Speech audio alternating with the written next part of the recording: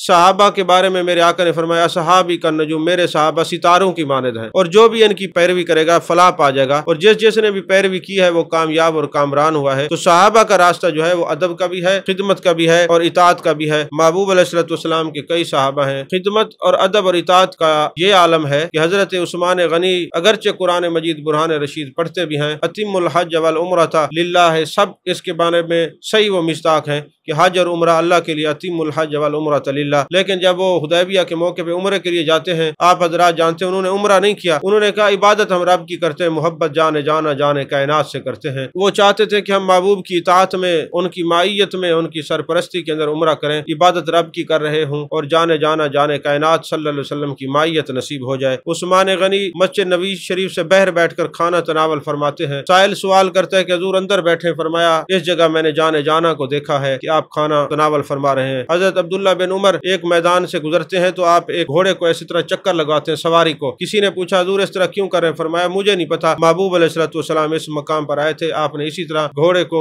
अपनी सवारी को इस तरह मोड़ा था। और फिर जनाब वाला हजरत अली करमल्लाहु वजहुल करीम की जात बाबरकात को देखें कि एक गुलाम को लेकर चले जाते हैं चटियल मैदान में और देख के ऊपर मुस्करा रहे हैं। गुलाम ने पूछा हजरत मुस्करा क्यों रहे? फरमाया मुझे नहीं पता, महबूब अलैहिस्सलाम मुस्कराए थे। जब महबूब मुस्कराते हैं जन्नत के दरवाजे खुल जाते हैं, जब महबूब अलैहिस्सलाम आलम जलाल में होते हैं तो जहन्नम के दरवाजे खुल जाते हैं। ये अदब हमने अपने असलाफ से सीखा है, अकाबरीन से सीखा है। ये अदब, ये खिदमत और इताअत का जज्बा हमने महबूब अलैहिस्सलाम के सहाबा से सीखा है। सबसे पहले आप अदब सिद्दीक़ अकबर का देखें कि मुंह में पत्थर रख लिए कि ऊंची आवाज में कलाम ना करें। खिदमत देखें तो सब कुछ अपने यार पे निसार कर दिया। खिदमत और इताअत इतना की है, बाजार में भी साथ होते थे, गार में भी साथ थे, आज मजार में भी साथ हैं।